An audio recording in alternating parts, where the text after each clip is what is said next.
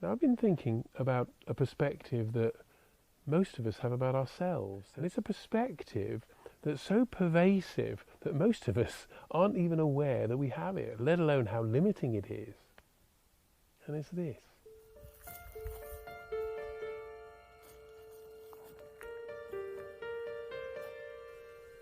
Have you ever watched a sunset and tried to convince yourself that it's you that's moving backwards and not the sun itself going down? It's really difficult to do, even though we know it's true.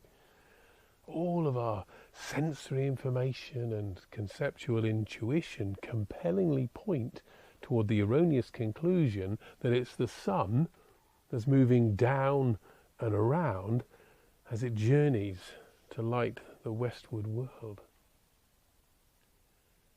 Now, I've been thinking about a perspective that most of us have about ourselves that's similarly erroneous. And it's a perspective that's so pervasive that most of us aren't even aware that we have it, let alone how limiting it is. And it's this.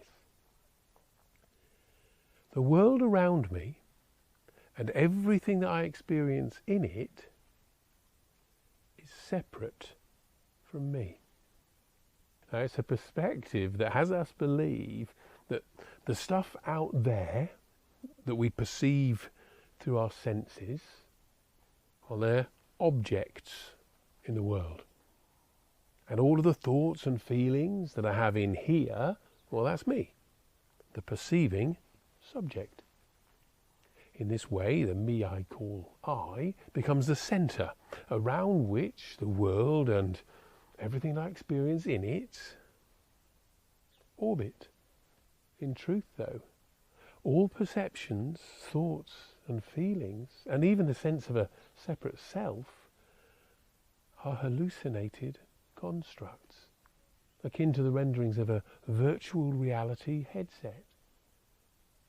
Now, it's a useful hallucination because it enables us to navigate our experience in this materialized world, but it's a hallucination. Yeah, I know, that sounds crazy to think that we're not the centre of our life's experience. And it seems as heretical now as did the assertions of Copernicus when he stated to his contemporaries that the Earth is not the centre of the universe.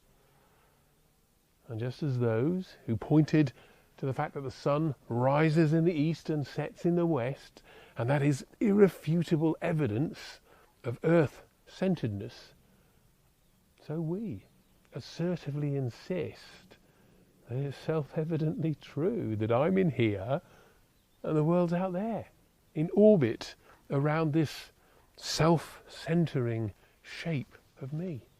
It's such a convincing hallucination that even if we glimpse the truth of what we might call a centerless self, it so easily re-beguiles our conceptualized intuitions, leaving us once more stranded on the deserted island of egoic aloneness.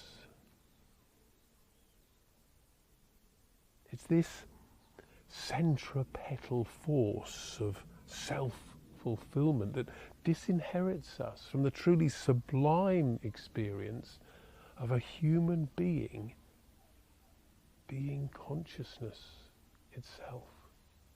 The truth of Copernican significance is that there is no separate self at the centre of our lived experience, even though it so much seems like there is. And in the same way that the sun itself is part of the infinite constellation of the cosmos, so we too are expressions of the infinite constellation of consciousness. We are not a limited, self-centered self constrained by parochial needs and wants.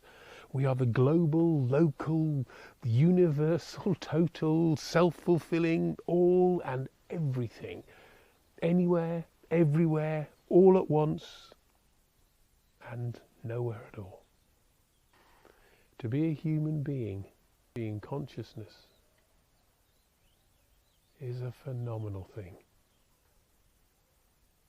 It's the superpower of consciousness itself. And all we have to do is surrender to what we all already are. Who am I? I'm consciousness. Imagine what becomes possible then.